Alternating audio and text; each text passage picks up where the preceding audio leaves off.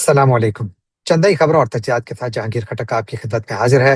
ناظرین، آج یہاں نیو یارک میں بدھ کی رات اور جولائی کی 15 تاریخ، جبکہ پاکستان میں جمعرات کی صبح اور جولائی کی 16 تاریخ ہے۔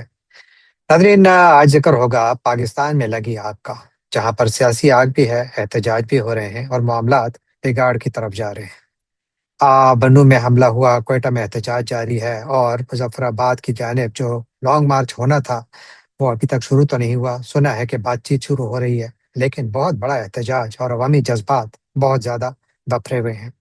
اور پھر مولانا فضل الرحمان کا وہ متنازع بیان، جس کے بعد نہ صرف ان کے خلاف مقدمے درج کیے جا رہے ہیں بلکہ ان سے معافی کا مطالبہ بھی کیا جا رہا ہے۔ آخر مولانا صاحب نے ایسا کیا کہہ دیا کہ اتنا بڑا مسئلہ کھڑا ہو گیا؟ اور پھر ساتھ ایران کے خلاف امریکہ کی کارروائی 5ویں روز بھی جاری رہی۔ آج امریکہ نے دوبارہ بمباری کی، لیکن آج کی سب سے بڑی خبر اس سے تھوڑی مختلف ہے۔ وہ شاید اس جنگ میں خوفناک وسعت کی خبر ہے جس پر غور کیا جا رہا ہے۔ اور پھر امریکی ایوان زیریں میں آج اسرائیل کے حوالے سے ایک ایسی قرارداد پر ووٹنگ ہوئی جس میں کہ 100 سے زیادہ ڈیموکریٹک پارٹی کے لیڈران نے اسرائیل کے خلاف ووٹ دیا۔ یعنی حالیہ امریکی تاریخ میں ایسا کبھی دیکھا نہیں گیا۔ کیا اسرائیل امریکہ میں اپنی اس کی جو پولیٹیکل طاقت ہے اور ڈپلومیٹک طاقت ہے وہ کھو رہا ہے؟ بڑا سوال ہے، اس پر تھوڑی بات کریں گے۔ لیکن سب سے پہلے پاکستان کا ذکر، جہاں پر کہ بگڑتی سیاسی اور سیکیورٹی کی صورتحال کی بازگشت اب بلوچستان کے دارالحکومت کوئٹہ میں کچھ یوں سنائی دے رہی ہے۔ معدنیاتی دہشت گردی جی، جیسے کہ آپ نے سنا کہ وہ کہہ رہے ہیں کہ معدنیاتی دہشت گردی بند کرو۔ اب معدنیاتی دہشت گردی بند کرو کا سوال کیوں اٹھ رہا ہے؟ کیونکہ یہ وہ لوگ ہیں اور ہزاروں کی تعداد میں جو گزشتہ ایک ہفتے سے یہاں بیٹھے ہیں، اور یہ یعنی ان لوگوں کے ساتھ وہ لوگ بیٹھے ہیں جو لواحقین ہیں سانحہ زیارت کے، جہاں پر کہ دہشت گردوں کے حملے میں کئی پولیس والوں نے جام شہادت نوش کیا۔ اور آج تک جو آپریشن شعبان ہے جو شروع کیا گیا تھا، بلکہ ان واقعات سے پہلے وہ شروع تھا، اس کے اوپر کوئی بڑا اپڈیٹ فی الحال سامنے نہیں آ رہا۔ ہاں، البتہ یہ ضرور ہے کہ کچھ ویژولز ڈیلی کی بنیاد پر آ رہے ہیں، جہاں پر کہ نظر آ رہا ہے کہ وہاں پر موجود جو علیحدگی پسند ہیں ان کو نشانہ بنایا جا رہا ہے۔ لیکن چائنا کی جانب سے کل وارننگ آئی، اور آج پھر ایک حکومتی وزیر کا بیان آیا کہ جی ہم جو سینڈک کا منصوبہ ہے وہاں پر ہم اپنی سیکیورٹی بڑھا رہے ہیں۔ میرا نہیں خیال کہ چین پاکستان سے سینڈک منصوبے کی جو سائٹ ہے وہاں پر سیکیورٹی مانگ رہا ہے۔ یقیناً اس پر وہ خوش ہوگا، لیکن وہ تو پاکستان کے اس صوبے میں جو سڑکیں ہیں، جو شاہراہیں ہیں، ان کو محفوظ بنانے کا مطالبہ کر رہا ہے۔ وہ شاہراہیں جن کو کہ حکومت محفوظ نہیں کر پا رہی، جبکہ جو آزاد کشمیر سے صدائیں آ رہی ہیں وہ بھی کچھ ان سے مختلف نہیں ہیں۔ وہاں پر کیا نعرے لگ رہے ہیں؟ یہ وطن، یہ وطن، اس کی حفاظت اور اس کی حکومت۔ جی، جیسا کہ آپ نے سنا کہ یہ راولہ کوٹ میں وہ اجتماع ہے جو گزشتہ تقریباً اب تو یہ کوئی 7 ہفتے سے زیادہ ہو گئے ہیں کہ یہاں پر یہ لوگ بیٹھے ہیں اور امن ہیں، اپنے جو ان کے ڈیمانڈز ہیں ان کے حق میں بیٹھے ہوئے ہیں، اور کہتے ہیں ہمارے مطالبات مانیں۔ سارے مطالبات حکومت کہتی ہے مان چکے ہیں، صرف 12 سیٹوں کا مسئلہ ہے اور وہیں پر ہی معاملہ رکا ہوا ہے۔ لیکن یہ لوگ کیا کہہ رہے ہیں؟ یہ کہتے ہیں یہ وطن ہمارا ہے، اس کی حفاظت ہم کریں گے اور اس پر حکومت بھی ہم کریں گے۔ تو یہ وہ آواز ہے جو میرا نہیں خیال کہ پاکستان نے، یعنی جب سے آزاد کشمیر پاکستان کا حصہ بنا ہے اس سے لے کر آج تک ہم نے کبھی ایسی آوازیں سنی ہوں، لیکن اب یہ جلسوں میں عام ہو رہی ہیں۔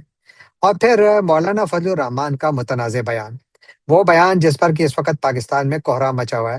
ہر طرف مولانا صاحب پر بہت زیادہ تنقید ہو رہی ہے اور ان سے مطالبہ کیا جا رہا ہے کہ وہ معافی مانگے، اور یہ کہ ان کے خلاف اب مختلف جگہوں پر FIRs بھی کاٹی جا رہی ہیں۔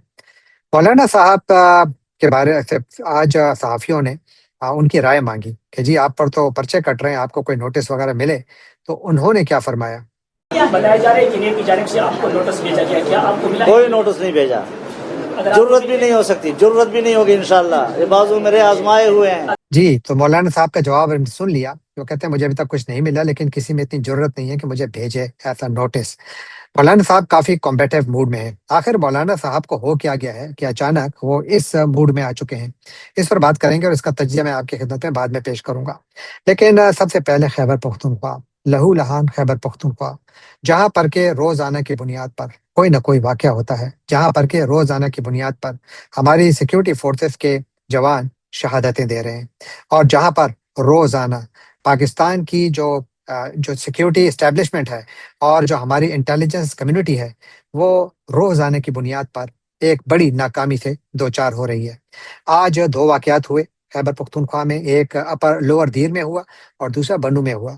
جو پہلا واقعہ ہوا وہ لوور دیر میں ہوا، جہاں پر کہ ایک پولیس قافلے پر جو دہشت گرد ہیں انہوں نے گھات لگا کر حملہ کیا، اور اس میں کم از کم 2 اہلکار، بلکہ کچھ رپورٹس یہ کہہ رہی ہیں کہ 3 اہلکار بیچ میں شہید ہوئے، 15 زخمی ہوئے، اور جوابی فائرنگ میں کچھ دہشت گرد حملہ آور جو تھے وہ بھی مارے گئے۔ اس دوران دہشت گردوں نے کم از کم 3 سے 5 پولیس کی گاڑیوں کو بھی نظر آتش کیا۔ یہ جو دوسرا حملہ تھا وہ بنو میں ہوا۔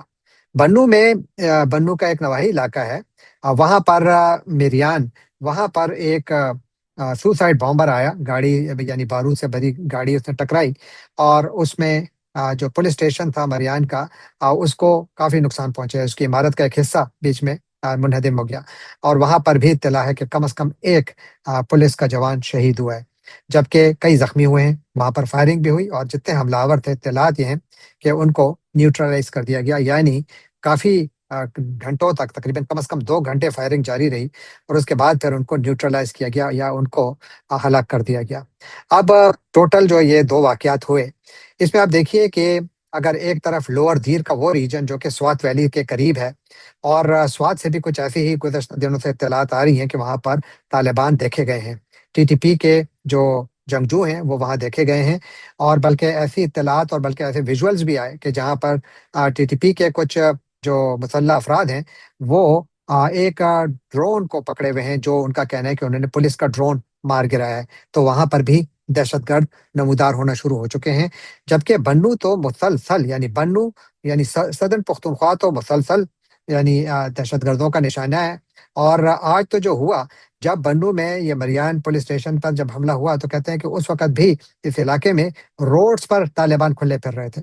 اب بنو یاد رکھیے کہ ایک بڑا گیریزن ٹاؤن ہے، اور یہاں پر اتنے کھلی اور آسانی سے دہشت گرد آتے ہیں اور حملہ کرتے ہیں، تو یہ بھی پریشان کن بات ہے۔ اب اس کو آپ کیا کہیں گے؟ کیا یہ سیکیورٹی فیلیور ہے، یہ انٹیلیجنس فیلیور ہے، یا دونوں کا کمبینیشن ہے؟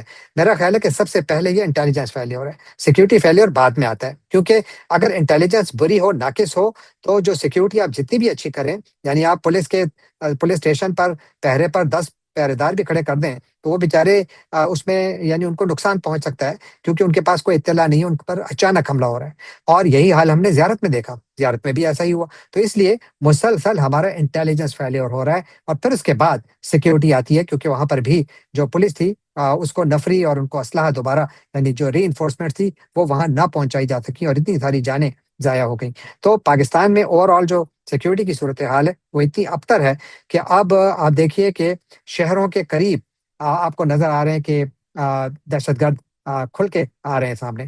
یعنی پشاور کا نواحی علاقہ حسن خیل، وہاں پر ایک بم ڈسپوزل اسکواڈ کے ایک آفیسر شہید ہو گئے جب وہ ایک ڈیوائس کو یعنی نیوٹرلائز کرنے کی کوشش کر رہے تھے، اور اس میں وہ بم پھٹ گیا اور وہ شہید ہو گئے۔ بیچ میں ایک کل یا پرسوں کا واقعہ ہے، تو وہاں پر بھی یہ واقعات ہو رہے ہیں۔ تو آپ دیکھیے کہ بڑے شہروں کے گرد و نواح میں بھی اب یہ واقعات ہو رہے ہیں، جو کہ ایک بہت بڑا سیکیورٹی فیلیور ہے۔ پاکستان کے لیے یہ ایک لمحہ فکریہ ہونا چاہیے۔ کیا پاکستان کی قیادت میں کہیں یہ نظر آ رہا ہے؟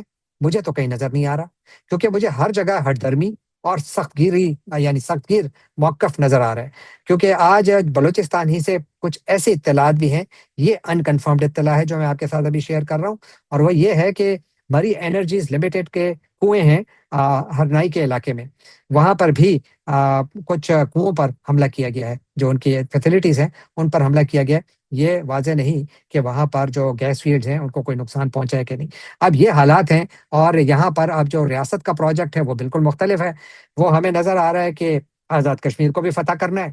آزاد کشمیر کو جس طریقے سے فتح کرنے کی کوشش کی جا رہی ہے، وہ تو 12 سیٹوں کے ذریعے ہم فتح کر چکے تھے، لیکن جب وہاں پر عوام کھڑے ہوئے اور ہم نے ان کے ساتھ سب کچھ مان بھی لیا، پھر ہم اپنے زبان سے پھر گئے، ہم نے اپنے وعدے بھلا دیے، اور اسی کی وجہ سے اب مسائل وہاں پر بھی کھڑے ہیں۔ جبکہ مولانا فضل الرحمان صاحب کا کیس بڑا مختلف ہے۔ مولانا صاحب دیکھیے، آپ اگر مولانا صاحب کی تاریخ دیکھیں تو وہ ایک بہترین مقرر ہیں، اور بہت اچھے سیاستدان ہیں، اس میں کوئی شک نہیں ہے۔ لیکن مولانا صاحب کو آپ ان کی جو شخصیت ہے اس کو ان کے کئی رخ ہیں۔ ایک رخ یہ ہے کہ وہ ایک اچھے سیاستدان ہیں، دوسرا یہ ہے کہ وہ پارلیمانی سیاست میں شاید اتنے زیادہ اچھے نہیں ہیں۔ یعنی آپ نے کبھی سنا نہیں ہوگا کہ مولانا صاحب نے کوئی بل پیش کیا ہے اسمبلی میں جس نے کہ پاکستان میں کوئی بہت بڑی تبدیلی لائی ہے۔ ہاں، یہ ضرور ہے کہ جب 26ویں آئینی ترمیم کی بات ہو، 27ویں آئینی ترمیم کی بات ہو، پاکستان میں حکومتوں کی تبدیلی کی بات ہو، تو مولانا صاحب اس وقت جو کردار ادا کرتے ہیں وہ انفارچونیٹلی وہی ہوتا ہے جو کہ پاکستان کے طاقتور حلقے چاہتے ہیں۔ اور پھر اچانک جب ان کی زبان بدلتی ہے تو اس کے لیے بھی وہ اس لیے مشہور ہیں کہ ان کے بارے میں کہا جاتا ہے کہ اگر ان کی کوئی بات نہ مانی جائے تو وہ ناراض ہو جاتے ہیں، شارٹ ٹیمپرڈ ہیں، اور اس کے بعد پھر وہ سب کچھ بولتے ہیں جو اس وقت بول رہے ہیں۔ لیکن کیا اس مرتبہ مولانا صاحب نے ریڈ لائن کراس کی ہے؟ میری رائے میں شاید وہ کراس کر گئے ہیں، اور شاید وہ بہت زیادہ کانفیڈنٹ بھی ہیں۔ لیکن اب یہاں پر بھی دو رائے ہیں۔ ایک یہ رائے ہے کہ شاید مولانا صاحب ٹوپی ڈرامہ کھیل رہے ہیں، کیونکہ اگر یہ یعنی موڈ ان کا سب کو معلوم ہے تو پھر ان کو اس جلسے کی یعنی قصور میں جلسے کی اجازت کیوں ملی؟ کیونکہ ہم پاکستان میں تو اتنی آسانی سے جلسے کی اجازت نہیں دی جاتی، تو جلسے کی اجازت کیسے دی گئی؟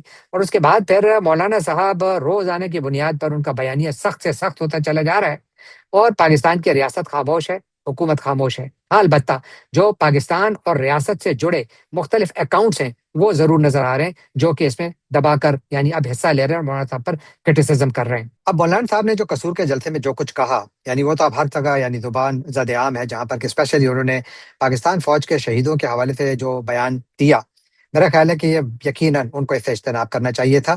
اس کی ضرورت نہیں تھی بالکل، کیونکہ پاکستان فوج کا جو بھی جوان یا آفیسر ملک کے دفاع میں جام شہادت نوش کرتا ہے تو اس کا عزت اور احترام ہم سب پر واجب ہے، بلکہ فرض ہے۔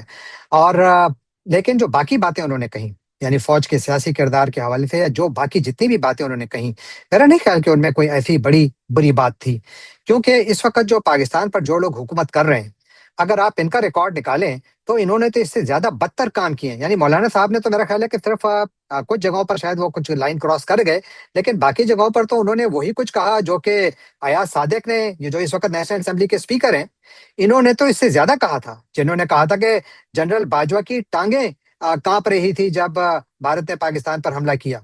کچھ بھی نہیں کہا گیا ان کو، وہ تو آج اسپیکر بنے ہوئے ہیں، کس کی اجازت سے بنے؟ سب کو معلوم ہے پاکستان میں اس عہدے پر کون کس طرح پہنچتا ہے۔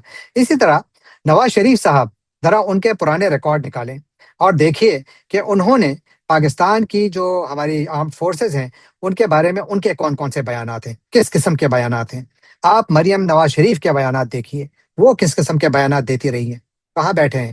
نواز شریف کے چھوٹے بھائی پاکستان کے پرائم منسٹر، سمدھی ڈپٹی پرائم منسٹر، بیٹی چیف منسٹر ملک کے سب سے بڑے صوبے کی، اور باقی ٹبر کے افراد بھی بنیادی طور پر کسی نہ کسی بڑے عہدے پر بیٹھے ہوئے ہیں۔ یعنی یہ وہ لوگ ہیں جو کہ پاکستان کے ریاستی اداروں کے خلاف بہت زیادہ بولے ہیں۔ میرے خیال ہے کہ شاید پاکستان کے جو پولیٹیکل سین ہے، اگر اس میں سب سے زیادہ پاکستان کے اداروں کے خلاف کوئی بولا ہے تو وہ تو یہ خاندان ہے، لیکن اس کو تو نوازا گیا ہے۔ اسی طرح جو خواجہ آصف ہیں، ذرا ان کی پرانے ویڈیوز نکالیں، دیکھیں انہوں نے کیا ارشادات فرمائے ہیں۔ وہ اس وقت پاکستان کے وزیر دفاع ہیں، یعنی ٹیکنیکلی پاکستان کی فوج کے تمام جتنے بھی جنرلز ہیں یا جو ایئر فورس کے سربراہ ہیں یا نیوی کے سربراہ ہیں، یہ ان کے ٹیکنیکلی باس ہیں۔ یہ علیحدہ بات ہے کہ یہ باس نہیں ہے، لیکن یعنی اگر آئین کی روح سے تو ہیں تو ان کو یہ عہدہ کیسے ملا؟ حالانکہ وہ تو سب کچھ کہہ چکے تھے۔ تو کیا یہ ان کو اس کی اجازت دی گئی تھی یا یہ سیٹ اپ تھا یا کیا تھا؟ پھر اسی طرح جو الطاف حسین تھے، یعنی الطاف حسین کو کراچی میں کس نے کھڑا کیا تھا؟ الطاف حسین نے جب صرف ایک ریڈ لائن کراس کی تو پھر الطاف حسین کا پولیٹیکل فیوچر ختم ہوا۔ اور اس کے ساتھ الطاف حسین کے ساتھ جو قریب ترین ساتھی تھے، جن میں کہ ڈاکٹر خالد مقبول صدیقی پر 2 ہائی ٹریزن کے کیسز سے 2، وہ کتنی مرتبہ وزیر بنے اس کے بعد، اور ان پر پہلا جو ہائی ٹریزن کا کیس بنا تھا 2016 میں بنا تھا، اس کے بعد وہ وزیر بھی بنے۔ اسی طرح امین الحق بھی، ان پر بھی اسی قسم کے مقدمات تھے، وہ بھی وزیر بنے۔ وسیم اختر، ان پر بھی اسی قسم کے الزامات تھے، وہ بھی وزیر بنے۔ تو اب یہ وہ لوگ ہیں جو کہ باقاعدہ پاکستان کے اداروں کو گالیاں دیتے تھے۔ مولانا صاحب نے کسی کو گالی نہیں دی۔ مولانا صاحب نے کئی جگہوں پر شاید ہمارے اداروں کو آئینہ دکھایا۔ ہاں، کچھ جگہوں پر میرا خیال ہے ان کو یہ نہیں کہنا چاہیے تھا، وہ بالکل غلط ہے، لیکن کچھ جو انہوں نے باقی باتیں کی اس میں مجھے کوئی برائی نظر نہیں آ رہی ہے۔ اب سوال یہ ہے کہ کیا مولانا صاحب واقعی غصے میں ہیں یا ان کو ہیرو بنایا جا رہا ہے؟ کیونکہ 2 وجوہات ہو سکتی ہیں۔ وہ مولانا صاحب جن کی وجہ سے 26ویں آئینی ترمیم حقیقت بنی، 27ویں آئینی ترمیم حقیقت بنی، اور شاید 28ویں آئینی ترمیم جس کی بازگشت ہے وہ بھی حقیقت کا روپ دھارے، تو انہی کی وجہ سے دھارے۔ اور ان کے اوپر جو الزام ہے وہ یہ ہے کہ ہمیشہ اپنا ریٹ بڑھاتے ہیں اور پھر اس کے بعد اپنی قیمت وصول کر کے اچھے بچوں کی طرح بیٹھ جاتے ہیں۔ کیا اس مرتبہ ایسا ہوگا؟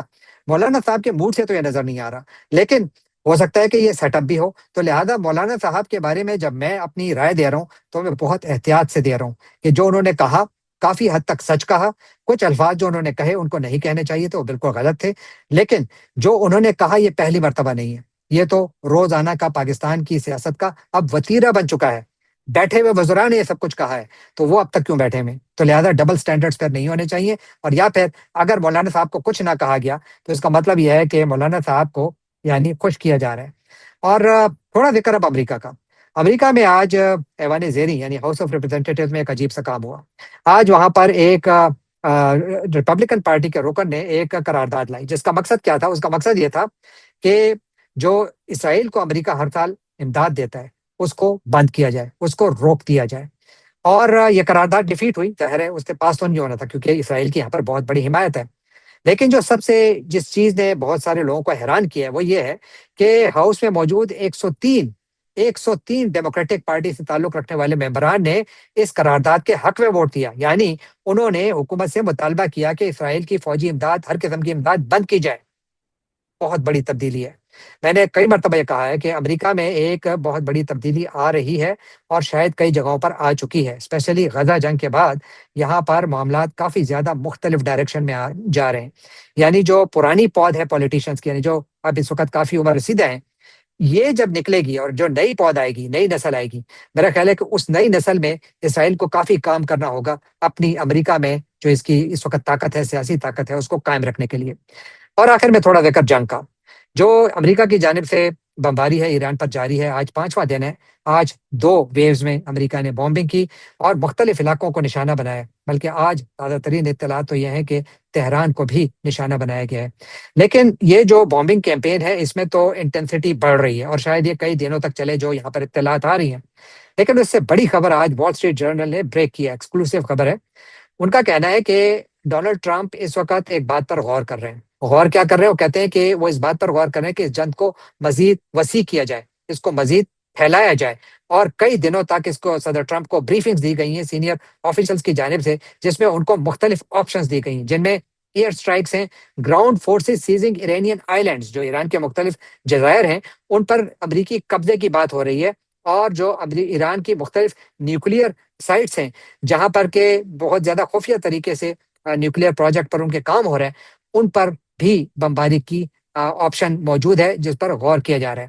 اور اس سلسلے میں جو وائٹ ہاؤس کا سچویشن روم ہے جہاں پر کہ امریکہ کے سب سے بڑے جنگی فیصلے ہوا کرتے ہیں، وہاں پر یہ میٹنگز ہوئیں، اور وہاں پر جن آئیلینڈز کا نام لیا گیا کہ جن کے اوپر امریکہ قبضہ کر سکتا ہے، ان میں خارگ آئیلینڈ ہے جہاں سے کہ ایران اپنی تمام تیل کی جو فروخت ہے وہ کرتا ہے، تیل کا کاروبار وہیں سے ہی کرتا ہے۔